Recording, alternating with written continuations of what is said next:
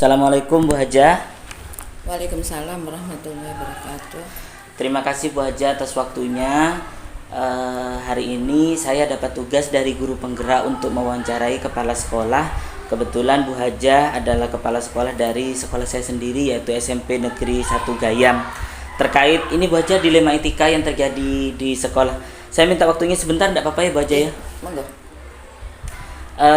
Kira-kira Bu Haja, bagaimana Bu Haja dapat mengidentifikasi kasus-kasus yang merupakan dilema etika atau bujukan moral di sekolah?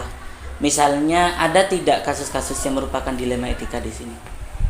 Saya kira kalau kasus-kasus yang amoral ya di sini ya. Bujukan moral dan dilema etika. Bujukan moral. Nggak ada kayaknya, nggak ditemukan. Cuma kemarin sempat anak atau siswa itu pulang pagi, dipulangkan pagi, ada ada di sebelah ini loh, sekolah SD ya. Iya. Sampai jam 1 ketahuan di situ, nggak segera pulang dengan alasan menunggu temannya yang lain jenis. Tapi alhamdulillah sudah diketemukan dan sudah diproses, orang tuanya juga sudah tahu, dan kebetulan ini juga termasuk anggota OSIS, termasuk Pegasus. Betul. Tapi alhamdulillah sudah di CKB kepala sekolah, termasuk BK, termasuk juga guru Pak Ciyudi yang tahu. Kebetulan juga ada wali murid yang memberitahu dan akhirnya sudah dinasihati. Alhamdulillah sudah nggak terjadi apa-apa, insya Allah, dan semoga tidak ada terjadi hal-hal yang tidak kita inginkan. Betul. Kalau ini Bu Haja, terkait kasus benar-benar, misalnya ada apa ya, misalkan anak tidak masuk ke sekolah tapi ternyata dia itu dia itu bekerja misalnya. Ini kan ada kasus di kelas berapa kalau gitu? Iya, benar ada siswa itu ya, karena orang tuanya tidak ada di sini di rumah, sehingga setelah diketahui lama tidak masuk, diproses, dikonfirmasi anak ini memang benar-benar bekerja. Oh begitu. Ya, mencari bekal untuk hidupnya karena dia sendiri, kalau nggak salah bersama neneknya sudah tua, nggak mungkin dijadikan tempat tumbuhan anak itu. Setelah dipanggil, akhirnya kami datang ke tempat bekerjanya, kalau nggak salah las itu yang ngelas itu, bantu itu. Oh, yang di Kalawang itu. Nah itu akhirnya minta istilahnya minta free. Kalau jam sekolah mohon untuk dibebaskan dari kerjanya, sehingga setelah pulang dari sekolah boleh bekerja di situ. Alhamdulillah sudah ditangani juga, karena kemarin alasannya tidak punya baju seragam, padahal dulunya kan sudah diberi. Oh iya. Hanya sama sekolah diberi lagi untuk mengganti baju-baju yang sudah sobek. Sudah selesai. Artinya sekolah juga sudah mengambil langkah-langkah pencegahan, iya. Kemudian sudah mengambil keputusan terbaik terhadap anak ini. Ya. Prosedurnya tadi kan juga masih sudah. Siswa pelajar. Betul. Jadi tugasnya adalah belajar, kasihan. Langsung ke tempat kerja ya Bu Haja? Iya. Langsung mengizinkan iya, ya Bu Haja? Mengizinkan, minta izin. Langkah ini termasuk efektif atau tidak Bu Haja? Ya termasuk efektif juga. Artinya di sana sudah memberi izin kita langsung sudah ya? mengutamakan itu, akhirnya pihak sana sudah mengizinkan, tahu kondisi anak itu kan gini kan, anak seusia itu kan nggak boleh drop out dan sebagainya. Kasihan gitu. Ini juga sepakat sekolah, ya kami juga bagaimana kalau setiap bulan kita memberi bantuan ke anak tersebut. Ada tidak Bu Haja tantangan untuk kasus-kasus yang seperti ini? Ya tantangannya awalnya itu merasa keberatan kan. Oh iya. Si tempat kerjanya itu yang punya itu. Tapi alhamdulillah setelah menyadari kalau ini masih anak seusia sekolah ya, hanya boleh mengizinkan, tapi kerjanya itu dari pulang sekolah sampai sore, terus ada PR itu loh. Ya memang Itu. ini dilema sekali memang hal-hal yang seperti ini. Kalau ini memang untuk kasus-kasus yang seperti ini langsung ditangani saat itu atau ada waktu-waktu berkala, Bu? Awalnya kita kan nggak tahu kan, anak itu sering nggak masuk. Begitu ada wali murid tapi orang lain tuh Iya. yang memberitahu, Baci itu kayaknya ini sering nggak masuknya karena ini dia bekerja, orang tuanya nggak ada. Oh ya langsung itu hanya dipanggil kan kita gini. Kalau ada siswa tidak masuk selama 1 minggu tanpa izin, kita harus cross check lagi. Iya, betul. Dia sakit atau memang bohongan, males, ternyata ketahuan seperti Bekerja. itu, dia bekerja. Kalau ini di sekolah ini terkait permasalahan-permasalahan yang dihadapi oleh kepala sekolah, kira-kira bantuan dari faktor-faktor apa saja, Bu? Mungkin dari wakil kepala, mungkin dari wali kelas gitu. Ya. Kemarin diambilkan dari kas sekolah itu ya, maksudnya kas ini ada kan pada amal, Ya. itu diberi bantuan, juga ada ini dari pribadi yang bersangkutan, Oh, stakeholdernya yang memberi bantuan pribadi. iya. Terima kasih Bu Haja untuk hari ini. Dan ini terakhir, kira-kira dari semua pengalaman yang sudah kita lalui di sekolah ini terkait kasus, hal apa saja yang bisa kita petik hikmahnya, Bu Haja? Ya alhamdulillah ya, dengan cara seperti itu siswa bisa belajar kembali, bersemangat kembali dengan teman-temannya, jadi tidak ada rasa pesimis. Betul. Untuk sekolah tetap giat, kecuali mereka-mereka yang ini masih komat ya, seperti siapa tuh Saiful. Saiful ya itu. Iya. Memang perlu perhatian khusus itu. Kebanyakan orang-orang kayak gitu yang broken home. Betul Bu Haja. Memang ada Jadi makanya permasalahan. tugas kita sebagai pendidik, kita harus merangkul bagaimana kita mengarahkan agar anak-anak ini bisa terdidik, bisa mengikuti pelajaran dan lain sebagainya di sekolah. Seolah-olah sama dengan mereka-mereka yang ingin benar-benar belajar itu. Baik. Terima kasih Bu Haja waktunya. Saya belajar banyak belajar banyak hari ini dari sesi wawancara bersama dengan Bu Haja selaku Kepala SMP Negeri 1 Gayam, dan mohon dukungannya untuk terus kegiatan CGP ini Bu Haja sampai bulan Desember. Baik, terima kasih Bu Haja. Assalamualaikum. Waalaikumsalam warahmatullahi wabarakatuh. Assalamualaikum Pak Nurul. Waalaikumsalam warahmatullahi wabarakatuh, Pak Irwan. Terima kasih Pak Nurul atas waktunya membantu saya dalam menjalankan tugas untuk mengetahui dilema etika apa saja yang terjadi di sekolah ini. Saya ini sedang melaksanakan kegiatan Pak, untuk kegiatan tugas calon guru penggerak angkatan kelima, yaitu mengetahui bagaimana dilema etika yang terjadi di sekolah. Bisa kita mulai ya Pak ya? Monggo dipersilakan, Baik. bisa dimulai. Yang pertama, selama ini bagaimana Bapak dapat mengidentifikasi kasus-kasus yang merupakan dilema etika atau bujukan moral di sekolah ini Pak? Ya mungkin karena ini dilema etika berarti kasus-kasus yang bertentangan benar versus benar gitu Pak. Bagaimana? Ada nggak Pak kira-kira di sekolah ini? Oh ya, contoh ya, langsung merujuk ke contoh misalnya ya. Siswa suatu waktu terlambat. Oh, terlambat. Keterlambatannya setelah saya tanya, siswa menjawab bahwasanya dia itu membantu orang tua sebelum berangkat ke sekolah. Oh, betul Pak. Berarti memang ada ya Pak ya kasus dilema etika di sini ya Pak ya.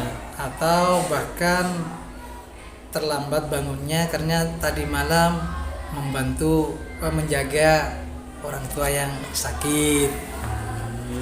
Kemudian yang ketiga karena jarak tempuhnya yang jauh, karena terlambat bangunnya atau bantu orang tua, maka keterlambatannya juga ditambah dengan jarak yang jauh itu. Di sini rata-rata anak memang jauh ya Pak ya sekolahnya ya?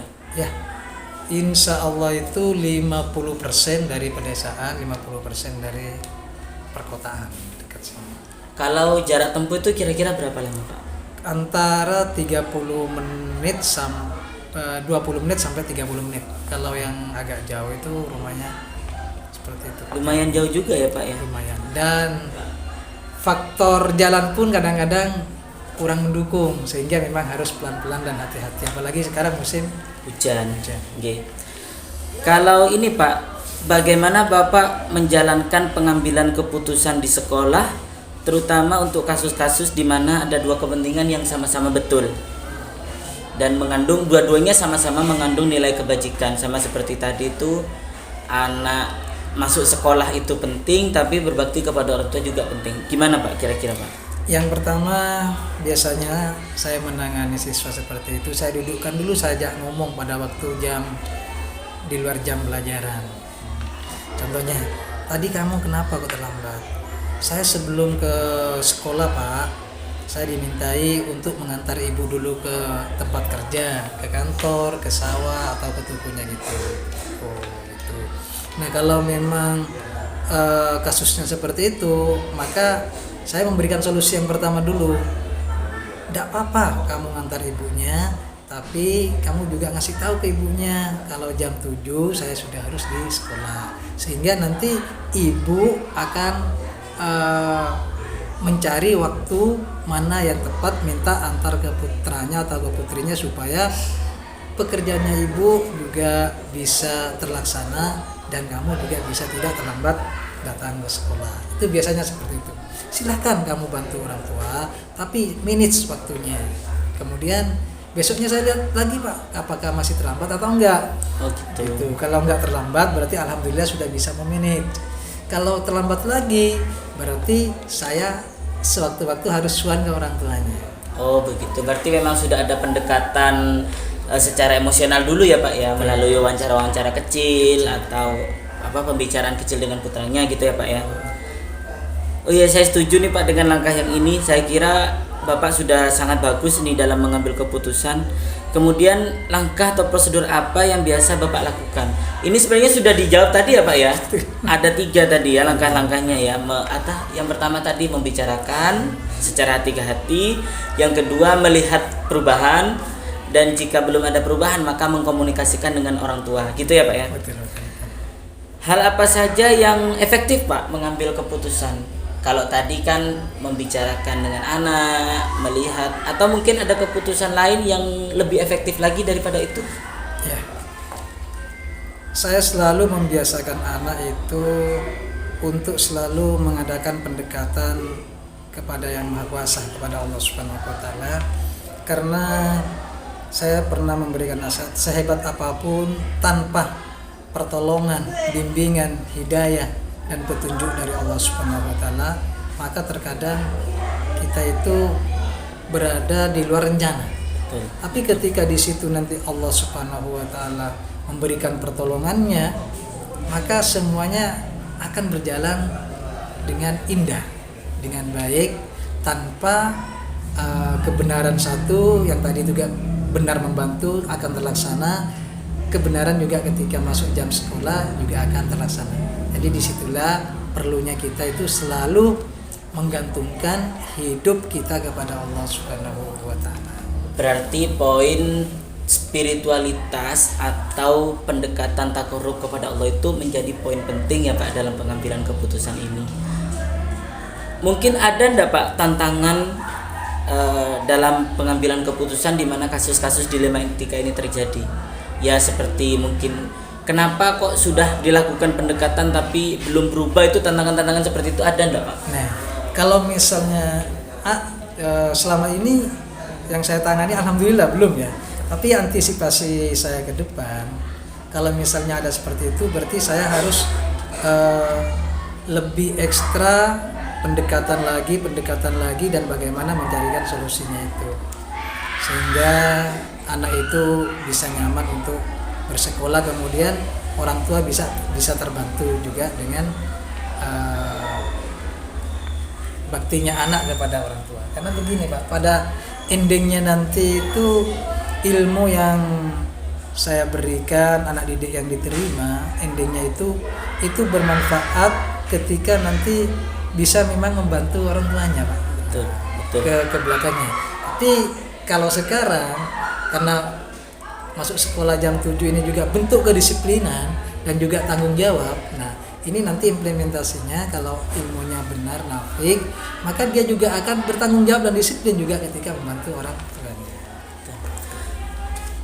Terima kasih Pak untuk pengalamannya. Ini ndak Pak, ada jadwal tertentu tidak Pak? Nah, misalkan terjadi kasus, apakah Pak Nurul melakukan penjadwalan terkait penindakan atau pendekatan atau langsung di tempat Pak? Ya, kalau misalnya bisa diselesaikan di tempat melalui nasihat itu tadi, melalui pendekatan emosional, ya saya lakukan, tetap saya lakukan di tempat itu Pak, tanpa menyinggung hati perasaan siswa tadi Pak. Saya ajak bicara, dan sebelum saya mengomunikasikan dengan siswa kami, saya memposisikan kami sebagai siswa itu Pak, sehingga untuk ketika saya berkata yang kasar atau menyakitkan itu nggak sampai terjadi Pak, karena saya memposisikan diri sebagai siswa itu. Kemudian kalau jadwal-jadwal atau rencana di luar itu biasanya seminggu sekali, 2 minggu sekali, atau bahkan sebulan sekali. Kalau itu memang belum memberikan perubahan yang terbaik, biasanya saya dengan istri saya Pak langsung suan ke rumahnya beliau. Begitu. Artinya ada kegiatan atau ada penanganan permasalahan yang langsung dilaksanakan saat itu, dan juga setelah penanganan itu selesai tidak berhenti di situ ya Pak ya, tapi berlanjut ke penanganan secara berkala. Silaturahim. Biasanya juga orang tua dari siswa tersebut yang duluan yang menjemput ke saya biasanya, seperti itu. Mungkin bertanya dulu Pak, anak saya kenapa atau bagaimana gitu ya Pak ya. Atau beliau bahkan biasanya beliau itu orang tuanya lebih cenderung mengumumkan dulu, Pak maaf Pak, tadi anak saya terlambat seperti ini. Begitu. Jadi artinya orang tua juga sudah sadar, mungkin orang tua juga tuh anak saya mau bantu tapi waktunya sekolah atau bagaimana ya Pak ya. Kalau tidak dibantu anak juga orang tua kesusahan gitu ya Pak ya. Kalau untuk mempermudah ini tugas Pak Nurul nih dalam menangani kasus-kasus di sekolah, kira-kira siapa Pak bidang-bidang yang paling membantu? Kalau misalnya mungkin ada bantuan, apakah ada bantuan dari wakil kepala yang lain atau mungkin ada bantuan dari wali kelas atau bagaimana Pak? Kalau kasusnya itu terselesaikan, saya cukup di situ. Kalau misalnya belum, kadang-kadang saya juga komunikasikan dengan guru BK, Pak Ivan, kemudian dengan ibu kepala sekolah, juga dengan rekan-rekan. Kenapa? Karena siapa tahu dari komunikasi kami itu dengan beliau-beliau di lembaga ini bisa lebih paham, kemudian memberikan solusi-solusi yang tidak saya miliki, sehingga itu diperpadukan begitu. Akhirnya saling menspot gitu untuk lebih baiknya anak itu ke depan, sehingga anak itu dan keluarga merasa diperhatikan, dan ketika merasa diperhatikan, insya Allah nanti si keluarga itu akan juga memberikan kebijakan atau mengambil keputusan yang tepat dengan izin dan kekuatan Allah Subhanahu wa taala. Ini terakhir Pak, saya mendapatkan banyak sekali ilmu hari ini dari Pak Nurul melalui sesi wawancara ini.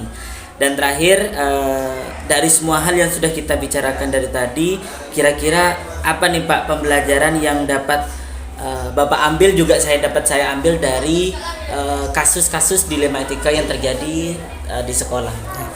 Yang pertama, kita selalu banyak bersyukur kepada Allah Subhanahu wa taala karena kita ditakdirkan jadi pendidik oleh Allah Subhanahu wa taala yang jarak tempuh saya sangat dekat dibandingkan dengan siswa-siswa saya yang jauh. Itu rasa syukur saya. Kemudian yang kedua, saya harus memberikan spirit motivasi yang luar biasa kepada anak-anak saya. Kalau saya hanya seminggu sekali ke rumahnya beliau, silaturahim dan sebagainya, bagaimana kalau anak didik saya itu tiap hari Pak yang bertanya. Kemudian juga jangan lupa doa kedua orang tua kita. Kemudian yang ini Pak, endingnya Pak, bahwasanya segala sesuatunya kita harus bersandar kepada kekuasaan Allah Subhanahu wa taala, karena Allah yang memberikan segala-galanya Pak.